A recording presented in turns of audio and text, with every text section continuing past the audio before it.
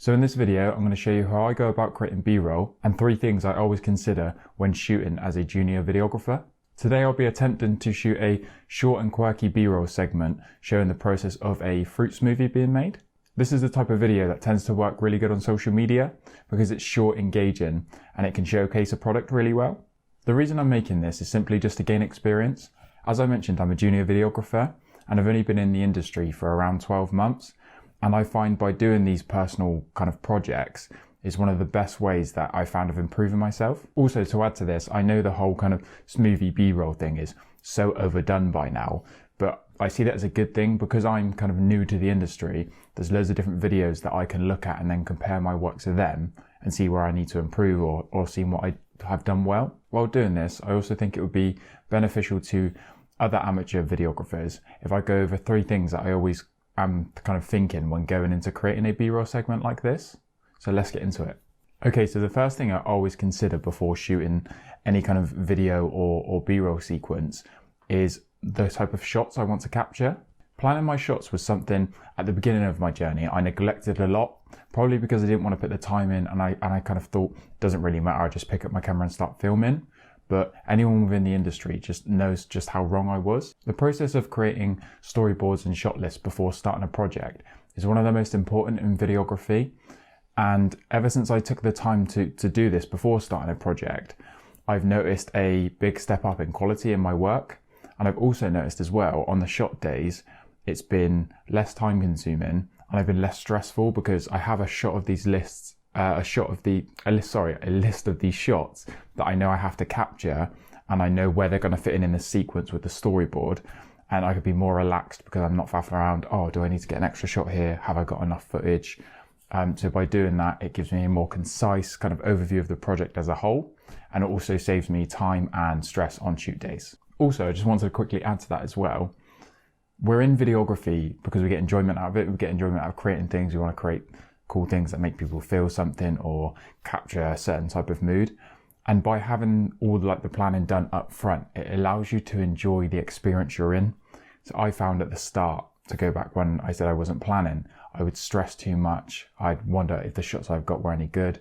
But by taking this time to plan, I've noticed that when I'm actually doing the shooting with my camera, creating some cool B-roll sequences or videos, I'm actually enjoying the process more, and it's made the whole kind of learning videography a lot more enjoyable for me. Another thing I take into consideration when shooting B-roll, and this is because I am a junior, I've only been doing it 12 months, and I recommend it for other amateurs, juniors and beginners in videography, and that is keeping the shots simple. The reason for this is when I first got into videography, I would often try to mimic other people's work, which isn't a bad thing at all. I actually think it's one of the best ways to start learning because you have a direct comparison between your work and their work. But the problem I ran into, I was trying to mimic other people's work that have a much higher skill level than me because they've been doing it for a lot longer of a time than I have, and also equipment that I don't have. So by trying to copy their work and then comparing mine with them at the end, I'd get really disheartened because mine would look nowhere near as good as theirs in terms of quality and kind of skill shown. And this a lot of the time deterred me, like, oh, there's no point, I don't want to do videography anymore. A bit of real kind of downer on things. And I was just trying all these shots that were too kind of out there. They required too much skill, a skill level that I at the time haven't kind of had because I've only been doing it for 3-6 months, even now, even a year. So by focusing on keeping the shots simple, focus on nailing the fundamentals like the composition in your shot, the lighting, and then just basic camera movements, just the pans or the tilting. And I'd add to this, because I know I felt like it, that you have to do something special and really out there for it to look cool. But one thing I've learned is that you can add so much magic in editing. Obviously you don't want to leave everything to the editing post-production side, but you can definitely add that bit of magic. And I would just recommend to any other kind of beginner videographers out there, at the start, focus on the fundamentals, like I mentioned. And then if you want to add that little bit of magic to your video, that can be done in post-production. Then as you become more knowledgeable, more skillful, you acquire more equipment, then you can start to try out these fancy shots and get some really cool and interesting B-roll segments. Okay, so the last thing I consider when shooting video or these B-roll sequence is lighting. And I know this might sound pretty obvious, but I know from my personal experience, I used to underestimate the importance of lighting a whole lot.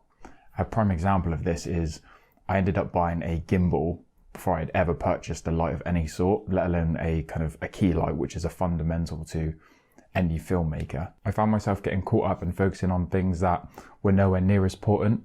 And it's to bring up the topic of kind of gear.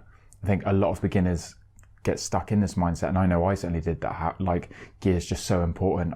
And you always tell yourself, I can't do this because I've not got the gear. I can't do this. So you end up acquiring things like gimbals, like camera sliders. And when you're first starting out, you simply don't need them. You need to focus on the basics, and lighting is such a key fundamental of the basics that will take your video quality from here to here. I believe that every beginner videographer and filmmaker, after their camera, their second piece of equipment should always be a good light, because lighting is so important. And I noticed when I kind of took the time to learn about different lights, about different light placement, and just learn about the theory of lighting as a whole, it made such a big impact to my videos. I would wonder why my blacks would be crushed by the time I put it onto my Premiere Pro, and see them crash. It would be really disheartening. So focus on fundamentals, focus on nailing the light, because it's such a big, can have such a big impact on your video. I know it might not always be exciting to learn about lighting, but when you dive into it, actually can be, because you can completely change the feel, and it kind of gets that cinematic feel in your scenes. So yeah, don't be like me, and don't underestimate the importance of good lighting. So now I've shared with you 3 things I always consider when going to shoot some video as a junior videographer. And I've showed you some clips of the behind the scenes of me shooting the smoothie B-roll sequence. It would be rude not to actually show you the final product. So here it is.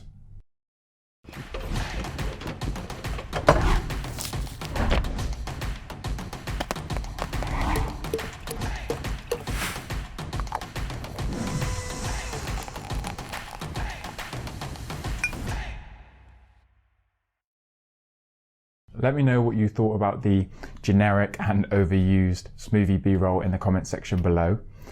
Also, I hope you found some of the information I gave useful, and you go away and apply that to yourself. With this channel, I'm really trying to give a unique perspective, because I've not seen a lot of videographers on YouTube that haven't been in the industry for kind of years and have a really high skill level. And that's kind of where I'm at now. I'm still in such the early stages, and I have so much more to learn. So it'd be nice if I could kind of have people, other amateur videographers and junior videographers and filmmakers, come along with me for that journey, and we can all kind of grow and learn together. But anyway, until next time, peace.